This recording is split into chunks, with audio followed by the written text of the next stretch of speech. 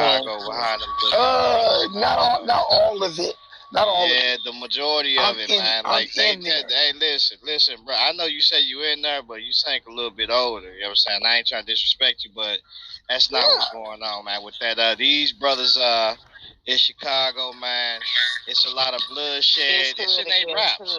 Yeah, it's in their rap. They telling you. Yeah, they telling you, and so it's when your family getting killed or friends getting killed. You know what I'm saying? That's what's going on with this. It ain't got no. Be able to say some of that in St. Louis because of some of the situations that happens, but for the most part,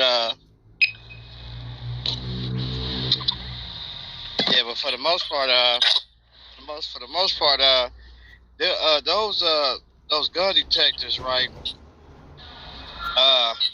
You can like you could use them. Somebody got mute up. You got mute up, bro. There's some background noise. Yeah, those gun detectors, like the sister say, people was going in on the other side of the doors and what you call it. You know what I'm saying? You can set them things to extra sensitive, whatever the case may be. Because I know we had them in St. Louis, and schools, which is in let me know if I can hear that. Some schools you're breaking up. I'm breaking up. Hold on, let me fix this. Hold on, real quick.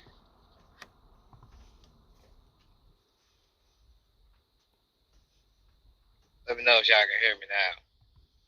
Much better. Yeah, you better appreciate it. Yeah, some of those schools they got them, especially in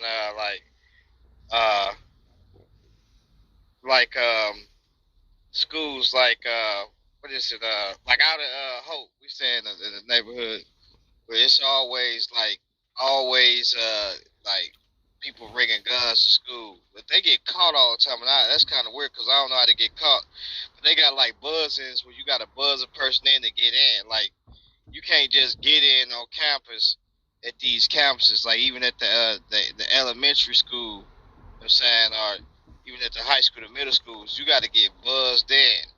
And the reason why is that is because they already know that in these neighborhoods that there's gonna be not I ain't saying black neighborhoods, but in some of these white neighborhoods, the majority of them that you gonna have people just coming to school doing mass shootings. So you got to get buzzed in. You can't even really get into these schools. Just walk up to a school, just randomly, just shooting in every building. You got to get you know they got somebody sitting at that thing. You know what I'm saying? When I go up there, they buzzing you in. You know what I'm saying? Now when you go to city schools, they got metal detectors in city schools. You know what I'm saying?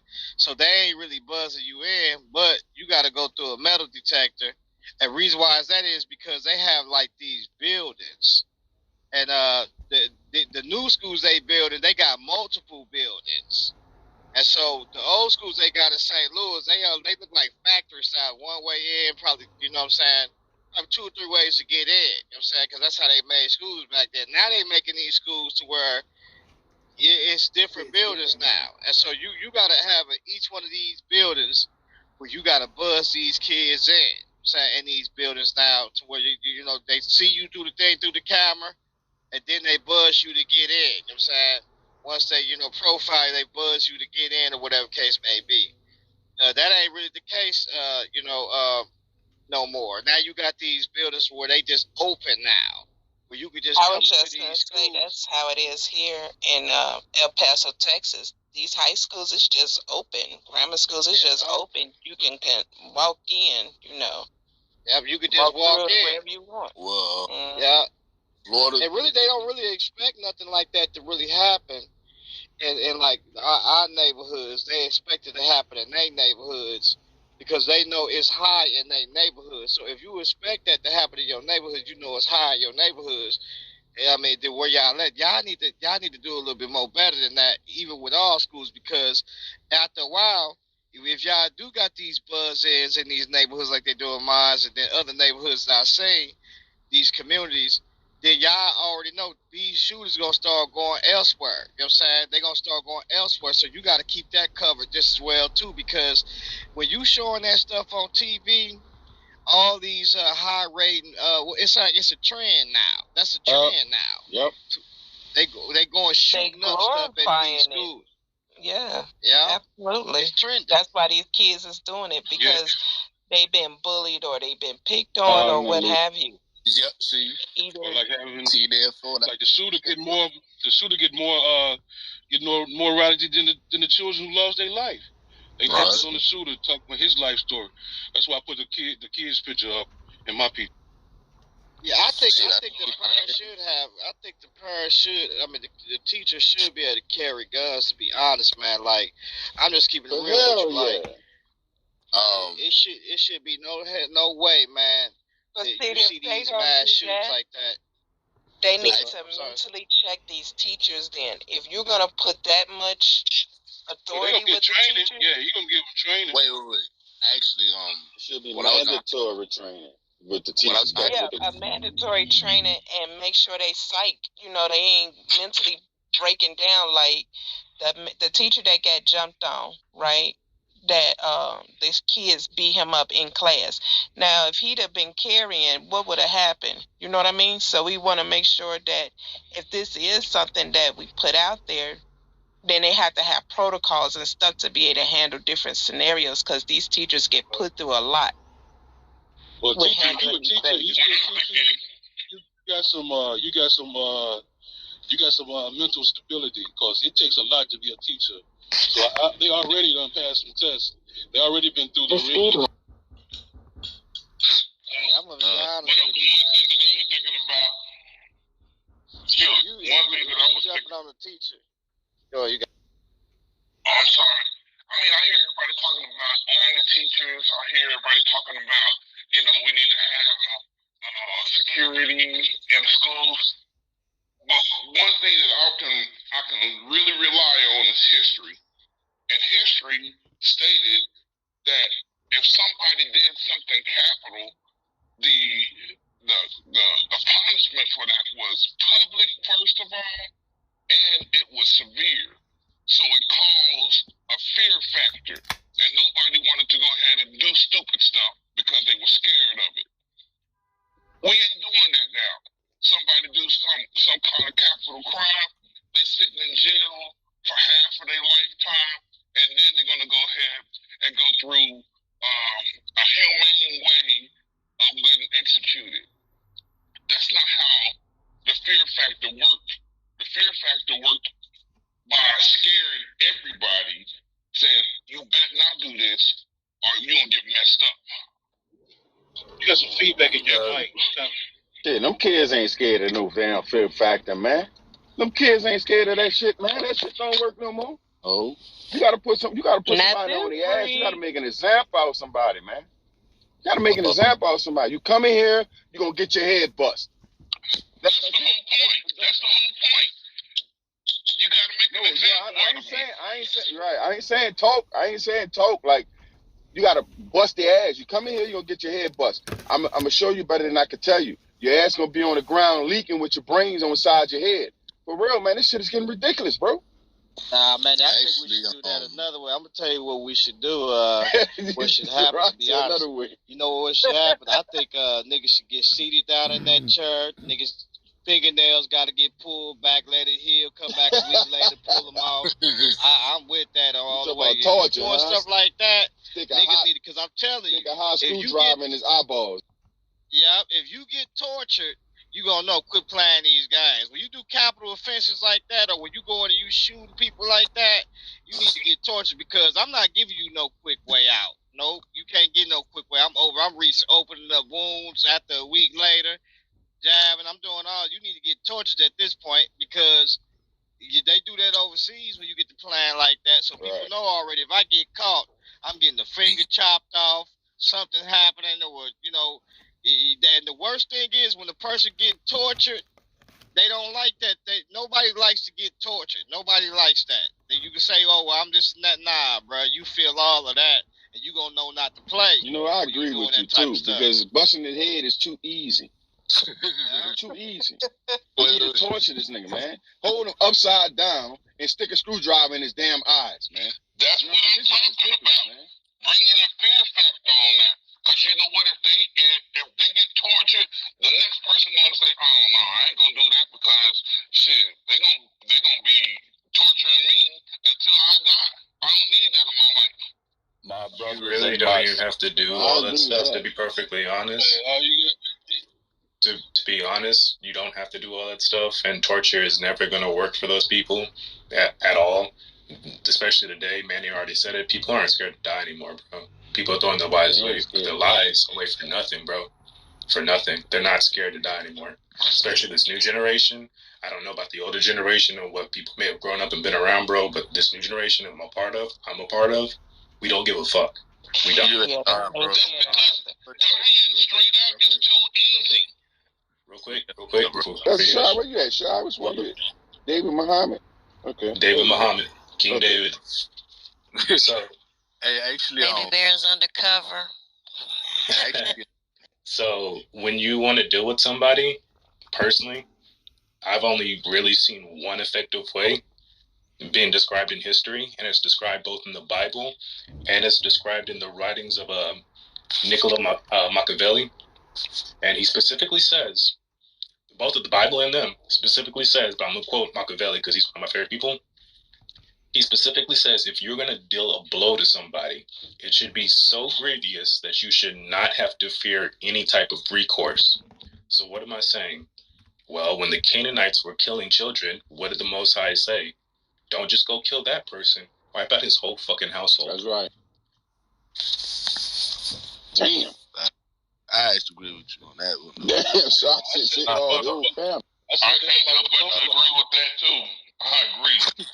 My brother's But Shy, this nigga yesterday killed it. I mean, he shot his grandma and shit, so I don't think he gave a shit about I was it. just about to say, really this did. nigga, he ain't got He to shot wipe his this nigga grandma. wiped out his own house. Huh? I was just within our own.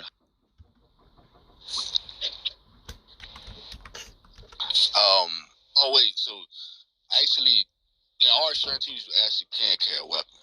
When I was in high school, I was in ROTC. My instructor, he even said himself, he said, "I carry a gun on campus."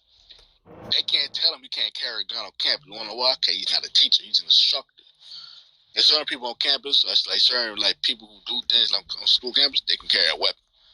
Not all teachers can carry a weapon on campus, but because he's an instructor and he's like an ROTC instructor, he was able to do that, and they couldn't say nothing to him.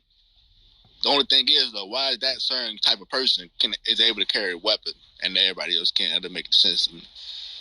Yeah, it depends on that too, cause like if they, like in the projects, right, in St. Louis, right, you can't carry no gun in the projects. You can be a concealed carrier, but once you get on that government property, cause the projects is government property, they tell you you are lawfully carrying now, because you can't carry no gun on a government property. That's how they do it. Even if you try to conceal it. That's federal. You can't carry it on federal. Yeah, Like, you can't carry it to the post office. Yeah, and that's when I first found out that the projects is actually government property back in the days. I said, damn, like, Where y'all live they at? actually. Well, Florida, they don't care. I stayed in St. Louis, Missouri, and the Peabodys, and also in the new houses. When I stayed there, you cannot carry. Go look up the Peabodys. You can't carry no guns in that. That's federal property. When I came in there with a gun, me and my brother, they told us we was concealed carriers. They waited to escort me off that deal to get me up out of there. And I'm gonna tell you what's crazy. As soon as they ran my plates and they seen I came on the lot, they pulled up on me, and he told me, "You carry, right?" And I was like, "Yeah, I carry." He was like, "You supposed to say that you carry before I even came and asked you." You know what I'm saying? And in my mind, I'm thinking, how he know I carry? You know what I'm saying? He didn't have my license yet, because my plates, when they hit them plates gonna tell if you carry or not.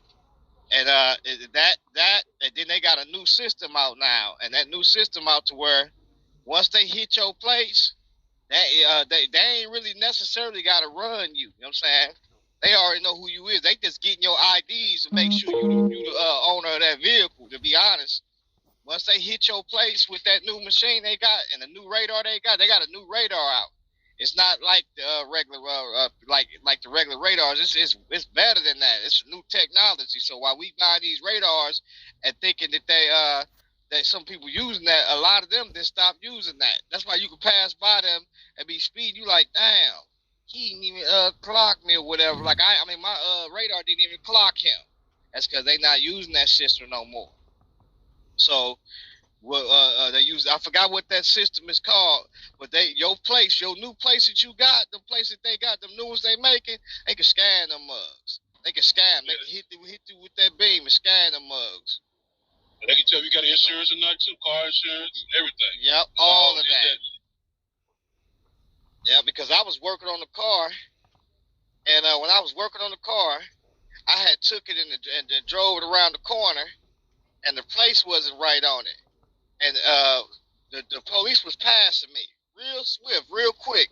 So I just knew already. I said, he ain't get my place. So I wonder why he finna turn around. He didn't get my plates. Yeah, he got my plates on the way when he was what's called. So as he passed by me, he hit them plates. He hit him with that scanner and picked up. He turned right around on me. Right around him. I said, oh yeah, they got some new technology. And when I had talked to this one dude, because I was trying to make my car a ghost car, because this is, Hellcat or whatever. He got a ghost car. He was telling me, you might as well not even do that now. He said they don't even. He said a lot of these officers ain't even really using that same radar detector no more. Those different ABC, whatever, K bands and all that. He said they ain't even really using that no more. They got new technology, so all of that. You're like, that stuff government property. And anytime you walk on that government property like that, they're going to tell you, yeah, you ain't supposed to have no guns down here. Yeah, you can't have no gun. When you actually, if you look at when you go into a certain place, you look at them codes, and they telling you that if you look at the codes, there be certain signs that we never paid attention to be in our neighborhoods. Certain codes, when you stand in the projects, like tall buildings or Peabodys and stuff like that, or either the ones that's just real high rises. May have some high rises. They may break them down. They break them high rises down. They make them out of townhouses, little townhouse. But that's still a gated. And it's still a community. You just don't know it. Even though you might not see a gate up there yet, that's still considered where I was staying at the Peabodys. You know what I'm saying?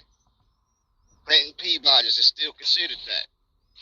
But I thought the Second Amendment of right was not to be infringed upon, and it's the part of the Constitution that governs every other law in our land. Man, they don't care about that. They breaking every law. It's loophole. Every law they don't care about it. I don't care if I got the rights to carry a pistol. I'm carrying it. Yeah, this is going crazy, man. Yeah, technically you do have that right. If you're educated or you have a lawyer that's willing to support you in that case, you can take it up to the Supreme Court. And once the Supreme Court gets a hold of it, they have to abide by the Constitution. And then you'd be all good. But that's probably not a fight you want to take up, especially money-wise. Yeah, Another by the thing time that'd be exhausted too money-wise.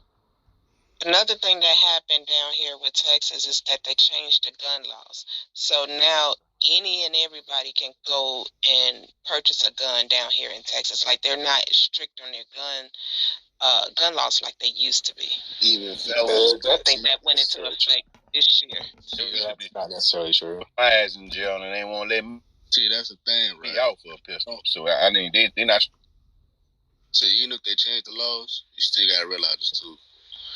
They can get it for anybody they want to. They can get somebody to get a gun for. They ain't supposed to. All you gotta do is scratch the serial number off, and you good. Even if they do that, they can fix the bullets. They still don't get you another gun. So therefore, them change the law. What's going to happen? It's always liable for somebody to get you one by themselves. All they gotta do again, scratch the serial number off, give it to them. That's all it is. In Texas, you get a gun like you get candy. So that it ain't. That's what I'm saying. Like, so easy. In Texas, they didn't change the law to make it easier for anybody to get a gun. If you couldn't get a gun before, you can't get a gun now. There's no change in those laws. They actually can't change those laws. Those are federal laws. What they did change was constitutional carry, and they said within the state of Texas, if you are a Texas resident, a Texas native, then you do not need a license to carry in order to open carry or conceal carry your firearm. Whereas before, if you wanted to open carry or conceal carry your firearm in public, you needed a license. You didn't need a license to purchase a gun, to own a gun. You don't need to register your gun in Texas, never had to. But the law they did change was you can now open carry or concealed carry without a license in Texas. Nothing extra. Yeah, man.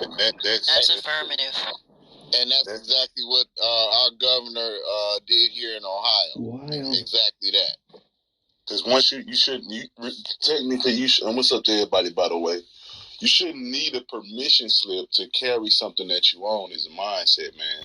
And also to the brother saying, yeah, you can scratch off the serial numbers, yeah, they can trace it back to you still. And if you change the firing pin that they originally created, because that serial number, it matches to the firing pin and a couple of other parts on that gun. Once you change that, then that gun is pretty much unidentifiable, bro. Because that's what they tracing them shells with, is the imprint on the firing pin. That's the what's the word that they use when they look real hard into it? I don't know that fancy word they be doing on like NCIS or whatever. I know what you're talking about. Forensics. Forensics. There you go. I don't know how to do it for real. I just seen it on TV. But that's how all the forensics trace. Everything has to match. So once you scratch that serial number, if you know anything about rebuilding guns, then you should rechange that firing pin too, because now they can't trace it back. When you buy a brand new weapon, I don't know if they still do it now. I think I got a Smith, a Ruger, and a Glock. And but when I don't know if they still do it now, but when you bought the weapon, they gave you a shell that came with it. The first shell, the first round that was fired on that, so that you yourself as the gun owner, you can match up and know that this, you know, that the imprint from the firing pin that hits that shell, in other words, they're letting you know that this matches up, that whatever you shoot from here on out, this matches up with that firing pin. It leaves that indent in it. So yeah, you know, that's a forensic thing, right? Yeah, it's like a fingerprint. Yeah, I would definitely get rid of that ASAP. I am not cool with the government having account of anything that I have. You know what I'm saying? So yeah, if that's what that has never happened to me straight in my life. That's a clear indicator that you need to change that firing pin. If they give you the first shell and say, hey, this will match all the rest of your, well, give me an extra firing pin so I can change mine out as soon as I get home. You know what I'm saying? It's also your fingerprints on the actual shells, the actual casings as well. Yeah. Because when you're loading up your gun, you don't think about it, but you're pressing on the casing to hold the gun, or not the gun, but the bullet, and then you're holding on the case, and then you're pushing down on the bullet to put it inside the cartridge with force. You're applying your fingerprint onto that. And when the shell fires off, you just left your fingerprint on the scene. Yeah, you would think most people would know that one right there now. For that problem, when you shoot stuff like your ARs, I haven't seen this for no smaller pistols. Maybe some of these guys have, but Nice too. they got some. I got 3 of them. I got them for anyway. They got something that they call shell catchers. You know what I'm saying? They just attach right over the side of I can't talk right now. Where the bullets the shells exit at, right where the latch at, the flap.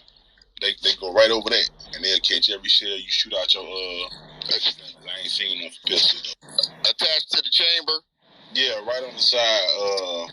Yeah, the chamber. So it's a little bag, a little catch. They catch the rounds when they come out that chamber. Yeah, they got something that's pretty good, man. You can even buy them on Amazon. They don't be nothing but like $15 a piece, if that. They work pretty good. I got something attached.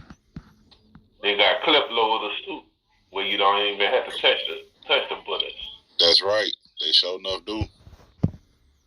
Just slide them joints on the edge of a desk or something and press down, and they got some more official ones.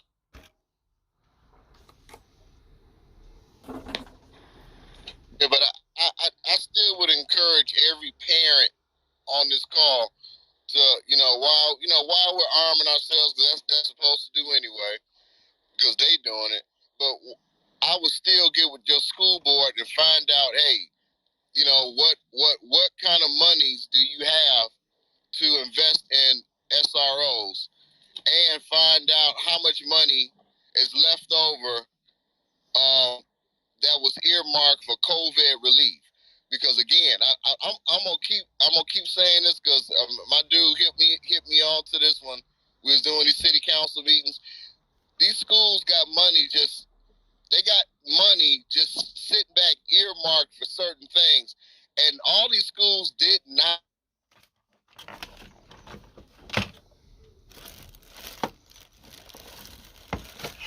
Yeah, what happened? Did he cut out?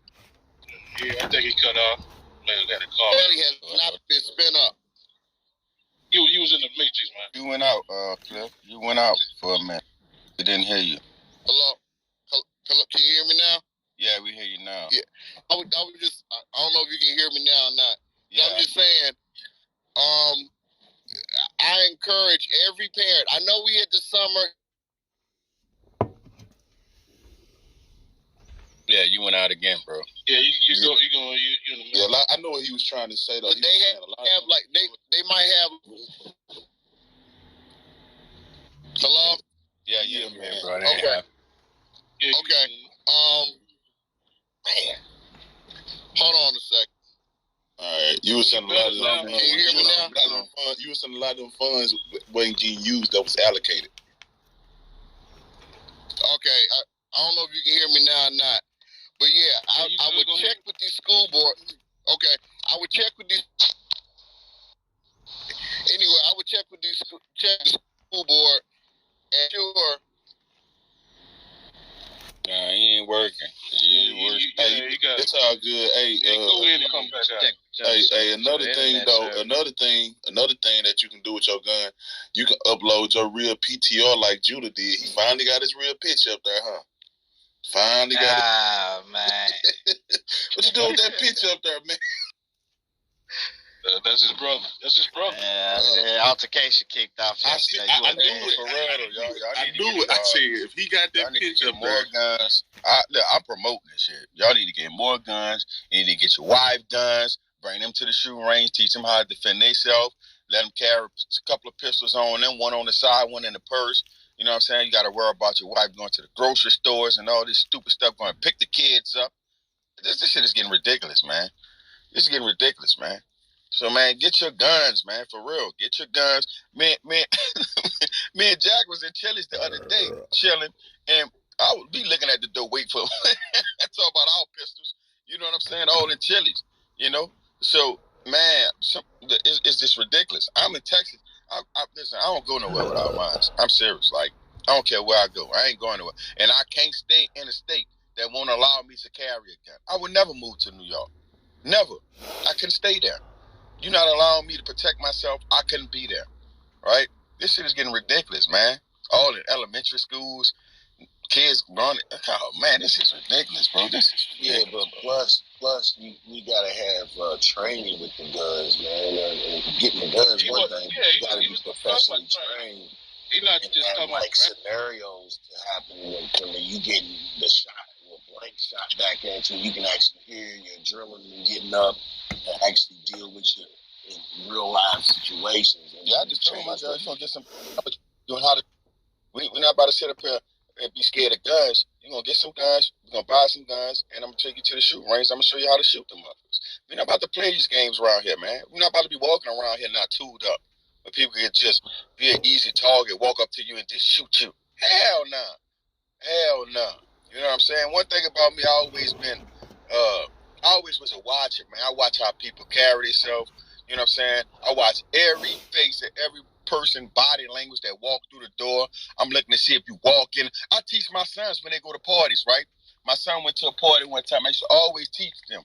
I said, listen, when you go to a party, you can always tell if something about to happen if you're paying attention to everybody. You should know everybody that walk in that door. You should see everybody that walk through that door. I said, watch their body language. I told him how to watch people's body language and stuff. He said, Pops, he went to a party one day, and he said his sister went and got him, right? And I said, what's going on? And when they started shooting, he said, Pops, he said, when I went into the party, he said, I seen this guy walk through the door, and he walked right back out. And he said, I got nervous. He said, because I watched everybody, you know, like you tell me, watch everybody. He said, I got nervous. And he said, when the guy walked in the door and walked out, I walked out the door, and I was on the porch, and he was out there with two other guys, and they were standing on each side of the house. And he said, so I called my sister to come get me. Only thing I told him, I said, listen, next time call me to come get you. I'm saying, don't put my daughter in that shit. Next time call me to come get you. Did the right thing, you know. You sit up there, you watch what was going on. You watch the guy walk in. He said he had walked in the house looking for somebody. He was looking to see if a dude was in the house to shoot the dude, right? But some kind of way the dude snuck out the house. I guess the dude knew, but somebody told him the next day. You know what I'm saying? But they was waiting to shoot the dude. And he was like, the dude walked in the house. He said, and he just looked strange. And he said, you know, it was loud. You know, the party was, you know, music was everywhere. And he said the dude walked right back out. And I was like, good, because I teach him stuff like that, bro. I teach him to watch people body language, watch if they walk in and walk out, something is going on by the way they walk in. If they walk in the house, don't say nothing to nobody, walk right back out. I teach them stuff like that, bro. You got to start teaching your children how to watch people, pay attention where they at. You know what I'm saying? And brother Abaya taught her another good tactic one day on here, right on Clubhouse. He said, when I bring my daughters to Walmart or something, when I bring my family or my wife or whoever to Walmart, my kids to Walmart, when I park, when I get into the Walmart with them, I ask them, what was the cut of the car next to us? What's the cut of the car on my right side? What's the cut of the car on my left side? He's trying to see if I see kids walk down the street with their head in the phone, man. They don't be watching no damn body. Their head be in the phone. I know they don't watch nobody because I be rolling up on my players and they don't see me until I pull up on them and say, get in the car. Their head be all in that phone, man. Them kids don't be watching. That's how a lot of stuff happens. They don't be watching. Their head be in the phone. They don't be watching their surroundings. They don't know what's going on around them. That's a problem, man. These devices that we own becomes a problem, man. So much of a problem till you can't even protect yourself. We never had that problem growing up because we ain't had no damn. We knew what was going on around. We ain't never had no cell phone. We would walk down the street, we could see a car circling the block. They would walk down the street, man, this dude circled the block 3 times. You know what I'm saying? What is he doing? You know, we grew up like that, man. And once these phones came out, your kids do not, they don't understand danger. They can't see danger if it's coming straight in their face. These kids can have a lion walking in front of them. They ain't gonna say it to the lion, eat their ass up till it's too late. You got to teach your kids how to see these things, right? How to know they're in danger. How to look at people's body language. How to know, you know, if they ain't comfortable, get the hell up out of there. I teach my kids this all the time. If you're not comfortable, always believe your gut, man, or whatever it is, your intuition or whatever you damn call it. Because 9 out of 10, they're right. When I used to do work for these stars, man, I used to watch people's body language, man. One time we had to follow Drew Brees around. My partner, he had to follow him, and I was like on the outer perimeters, right? It was at a Kenny Chestnut concert. I'll never forget. And I was up at the top, and he had to follow.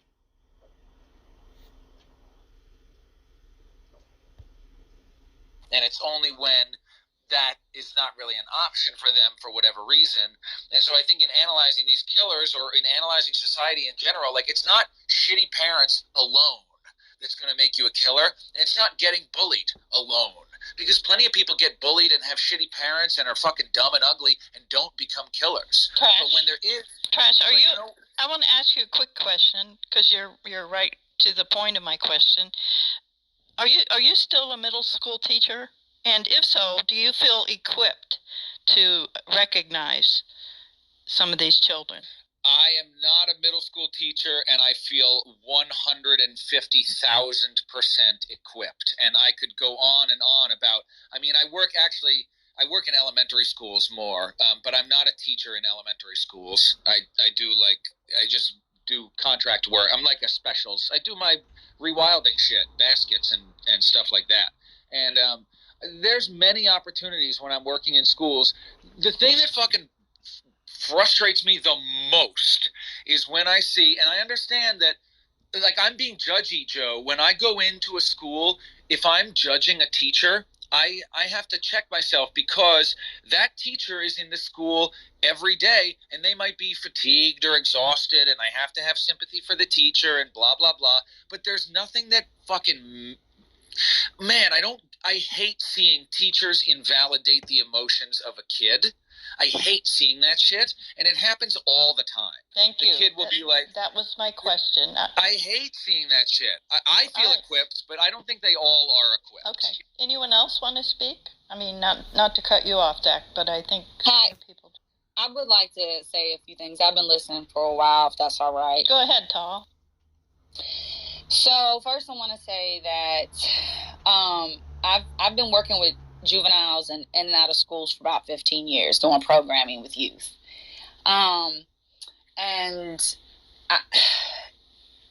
This is such a interesting, I hate the word interesting actually. This is a very perplex, whatever the fuck thing is that when we talk about children who are having these issues in mental health, I think teachers, some of them are and some of them are not equipped, because they have an idea of what their teaching experience is going to be. And they put all these expectations, and even through internship and when they have to do classroom hours, I've seen young teachers be full of hope and all of this stuff. It's like, that's a wonderful feeling to have, but your hope needs to be more centered in teaching a child how to read, making sure the child ate food, asking, are you hungry? Because kids are usually hungry, or parents were fighting, or they didn't get no sleep, or they had to share a bed with a sibling, or they might, there's so many different reasons whenever we get children who come from low income neighborhoods that deal with so much shit. But the teachers are kind of like, okay, this is such and such, and they're going to move around. But the thing is the ACEs, Adverse Childhood Experience, is extremely, extremely, extremely important, because you would be surprised in a classroom, like, no joke, you could go into, I'm originally from West Virginia. In the schools I went into, you could go into a classroom, and I guarantee you the average ACEs score is a 6 to a 7, and these are 10-year-old children. So, and the other thing is that they don't the child welfare system right now, the opioid epidemic and the heroin epidemic. Yes, they'll take your children, but they want reunification. Even if the household isn't tip top, they'll do what they need to do for these check-offs to put these kids in. And I think that's great for reunification, but that's not always effective, because sometimes the kids get taken again, but sometimes the parents get it together and they go to AA and shit like that. But can you talk about the scoring system really quickly? I'm not familiar with it. The ACEs will ask, it's 10 questions. And what it does is it will predict how future behaviors will be. It's a predictor of will people become intravenous drug users? Will they be put in prison? Will they have heart disease? Will they get cancer? Thank you. That's so nice of you, sir. You're so nice. Anyways, and so teachers can't give those tests. Sometimes counselors in the school is really great, but also it takes away from classroom time. But you can't have classroom time if the child is in reaction, if the child is still in survival, if the child... This is such a... anyways, I feel like I'm rambling. I apologize. Is it given at a specific time, or is it required for all students? No, well, it's not given at all. That's the thing, is they talk about it. There's trainings about it, but teachers cannot give it to students. And if they do give it to students, I saw it done in a middle school one time, and I was completely fucking appalled by the bullshit, because kids took the test and they're like, oh shit, I'm a 6, I'm a 7. They ask you questions like, have you been molested? Have you seen violence in the home? Do you go hungry? Is a parent in jail? So if you give this test within a school day and a kid takes it and then they're looking